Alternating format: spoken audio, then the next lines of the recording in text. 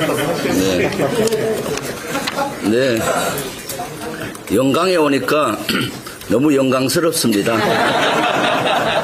영광을 다시 영광스럽게 만들 인재는 저는 장세일 후보가 그런 인재라고 저는 생각합니다.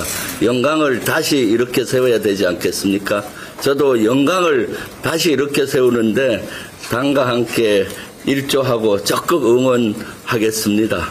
조상 대대로 발전해온 도시가 곡성입니다.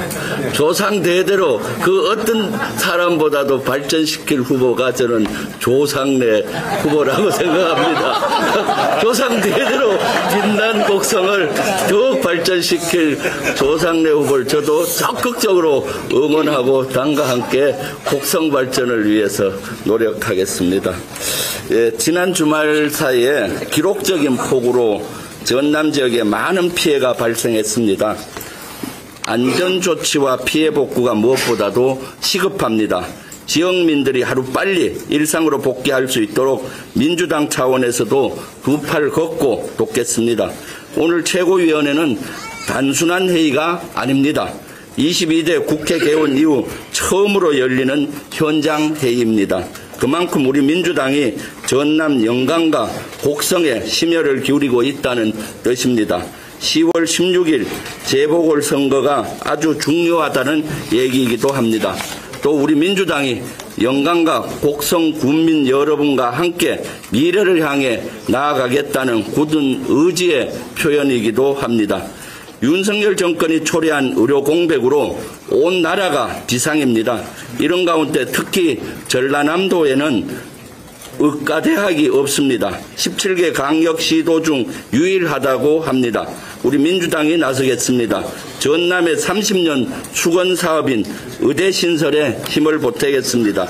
영광에서 개최한 첫 현장 최고위원회 회의가 영광스러운 결과로 이어질 수 있도록 지역민 여러분께서도 우리 민주당에 힘을 실어주실 것을 간곡히 부탁드립니다. 하나만 말씀드리겠습니다. 추가해서 부산 금정구청장과 전남 곡성군수 등 전국 4개 지자체에서 10월 16일 재보궐선거가 진행됩니다.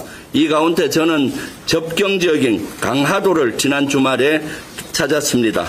지역 경제 강화를 위해 강화도 전통시장을 방문했었고요. 특히 북한의 대남 학생기 소음 피해가 큰 지역을 찾아 지역민들의 목소리를 들었습니다. 대남 오물풍선도 계속되고 있어서 주민들의 불안감은 어느 때보다도 높아 보였습니다.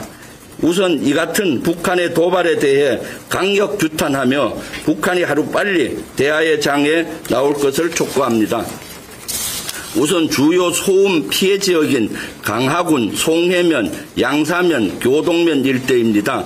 이곳에 사는 주민 8,800여 명 가운데 절반 이상이 직접적인 소음 피해를 보고 있습니다. 밤낮을 가리지 않고 소음이 들려오는 걸 확인했습니다. 소음의 크기도 측정해 봤습니다. 낮에는 60에서 85데시벨, 밤엔 그 이상입니다. 그러니까 소음이 약할 땐 전화벨 수준이고 심할 땐 헤어드라이기 소음과 비슷합니다. 80데시벨 이상이면은 청각장애가 오기 시작하는 단계입니다. 그 이상을 넘고 있는 경우가 많습니다. 주민들의 고통은 이만저만이 아닙니다. 소리 또한 쇳소리 등 기괴한 소음이라서 밤에 잠을 제대로 잘 수 없습니다. 아이들이나 노약자 분들은 무서워할 정도입니다. 그 밤에 들어보면은 귀신 같은 소리라고 들려서 대단히 무서워하기도 했습니다.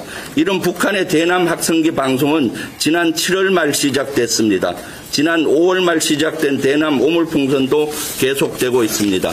윤석열식 남북 강대강 대치가 낳은 결과물입니다. 그런데도 아직 아무런 해결책을 내놓지 못하고 있습니다. 수수방관입니다. 무능의 극치입니다. 주민들에게 고통을 안기는 게 윤석열식 대북 정책인지 묻지 않을 수가 없습니다. 강대강 대치만이 능사가 아닙니다. 전쟁 중에도 대화는 필요합니다. 대화를 외면하고 대결만 고집할 경우 결국 그 피해는 국민에게 돌아갈 것입니다. 이상입니다.